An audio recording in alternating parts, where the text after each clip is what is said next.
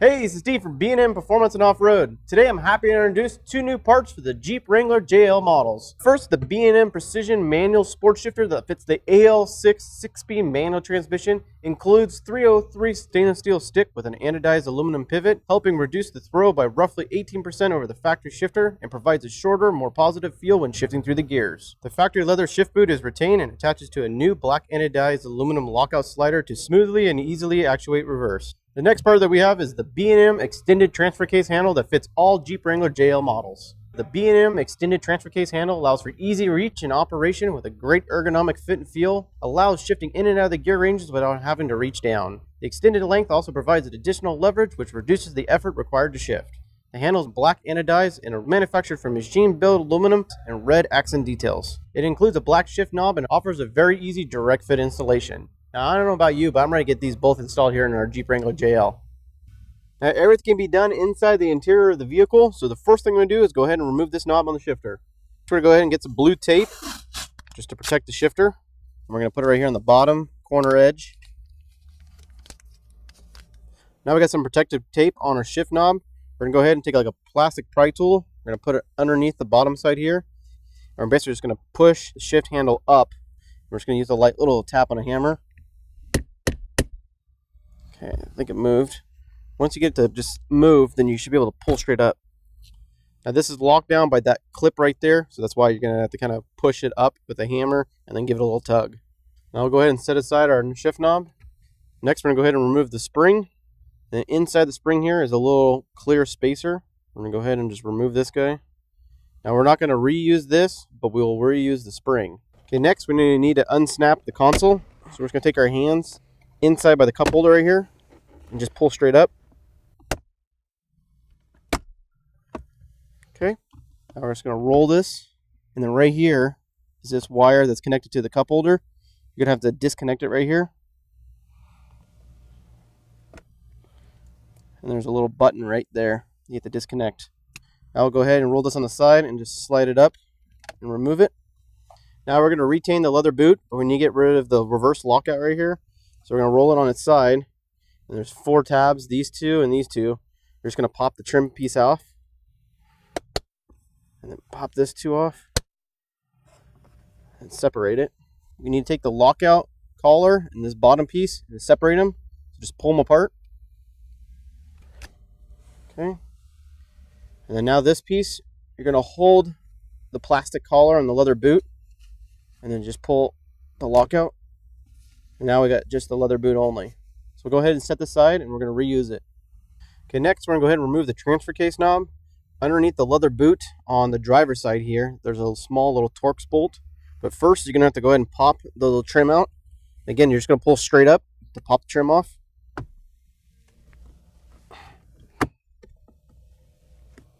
And now on the side here, we're going to get access to a Torx bolt.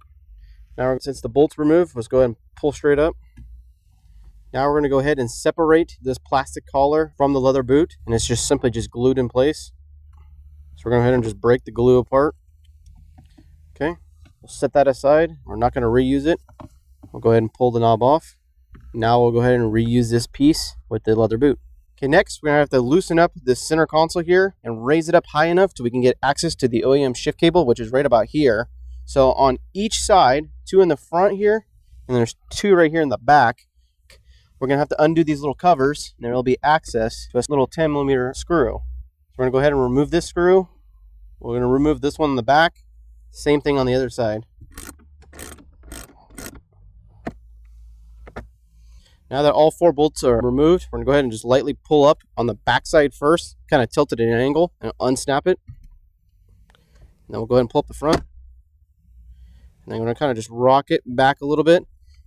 Now you can see we have access to the shift cable, which is right here. Now you can see with the console loose and we have it high enough, we have access to the 2 shift cables. There's one right here, and there's one in the center that attaches to this center stick. Now just go ahead and just pull them off, the pivot balls. So you can see that one just unsnapped. Now you can't really see the next one. The next one's kind of way in the center, but there's a metal clip. You just got to unclip, slide it back, and then it just drops straight down. Okay, so now both of them are loose. Now that we have both cables loose from the pivot balls, we're going to drop this back down. Now we're going to gain access to these 4 small little Phillips screws, and we're going to remove the lockout plate right here.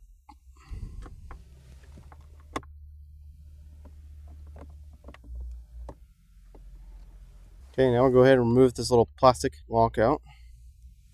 Next, we have to remove the pivot ball from this little shift arm right here. In order to do that, you actually have to lift up on the console, kind of stick your hand on the bottom side, and you're going to have to rotate it up as you're pulling the shifter up.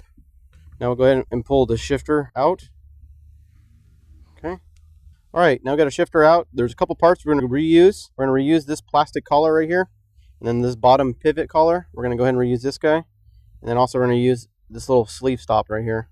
Okay, the first part, we're going to go ahead and remove this little nylon coupler. We're just going to take a pliers, just roll it off. Okay. Next, we're going to go ahead and take this collar here. I'm just going to unsnap it. All right. And then lastly, this sleeve here, stop sleeve. We'll just slide it off. Now we're ready to go ahead and put the plastic collar onto the pivot ball. Now the pivot ball, you make sure you want to take the grease that comes supplied with the shifter and go ahead and grease this all up. So I'm going to go ahead and just snap this on there, show you how it goes together.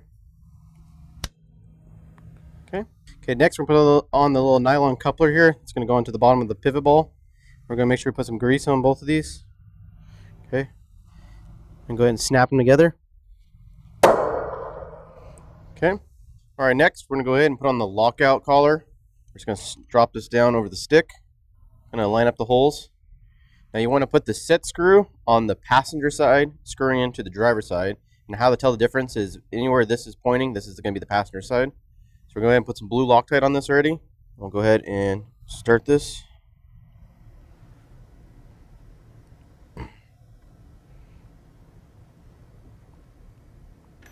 All right, that's what it should look like. All right, next we're going to go ahead and reuse the little bushing here. I'm just going to slide it down on top of the lockout collar. Now I got all the parts assembled on the new Precision SportShifter. Now we're ready to go ahead and put this in the vehicle. All right, you want to make sure you have your console propped up. You're just going to basically just drop this straight down, and you're going to line up this pivot ball into the side of the bracket here. Okay.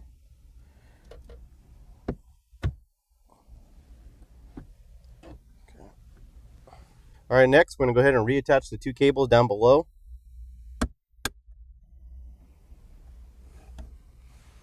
Okay, snap that one on.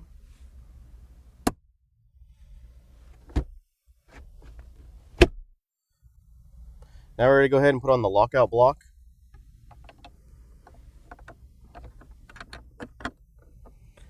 Now you reinstall your 4 screws.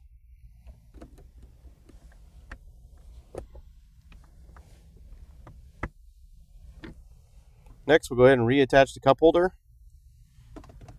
Make sure to re-plug it in.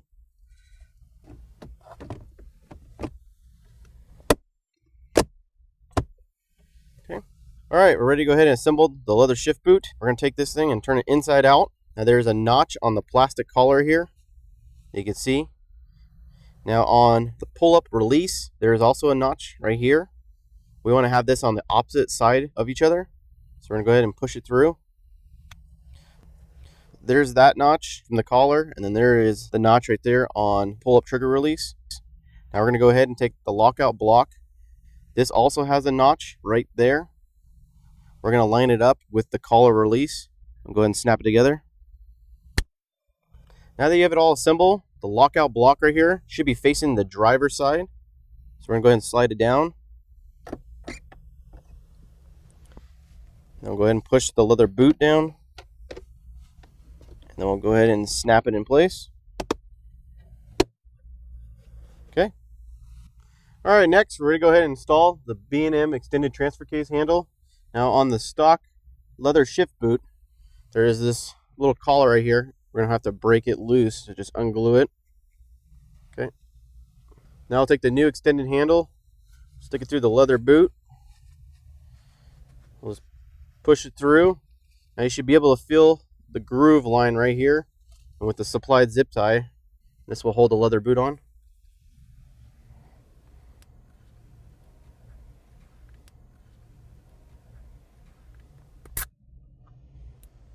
Okay.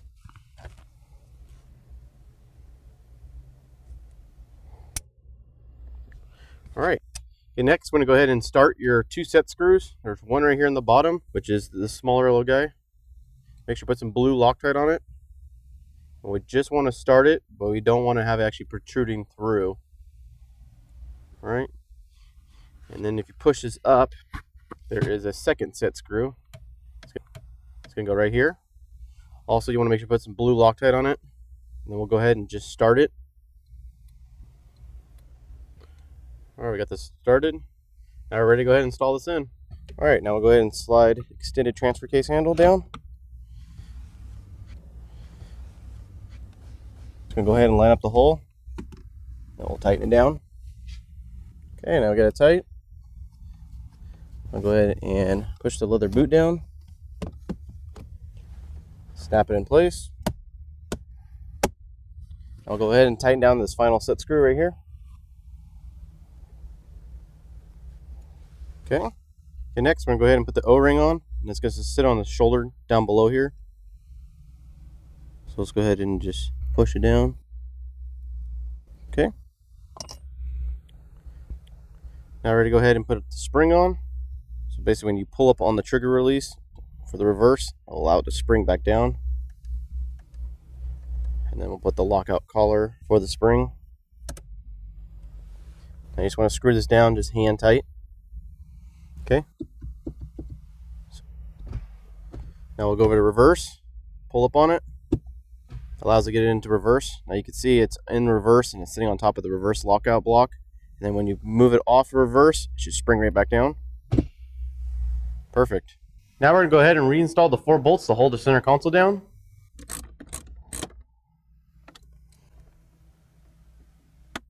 Okay, next, simply install the shift knob and the transfer case knob. Now you can see the red detail here. It's got the shift pattern and it's got the transfer case pattern, and it's going to really match and tie in with this interior.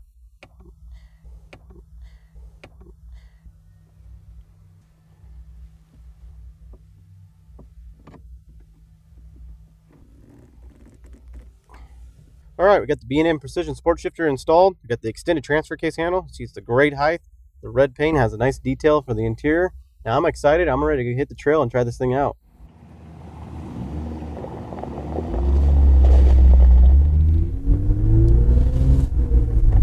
Now 18% reduction throw may not sound like a lot, but you could definitely notice it, and you can definitely feel the positive shift points. So now going from 2-high to 4-wheel drive, you can see it's super easy. You go from the shifter handle straight over to the transfer case handle. You don't even have to bend down, take your eyes off the road. You just go ahead and put it in 4-high, and you just continue on.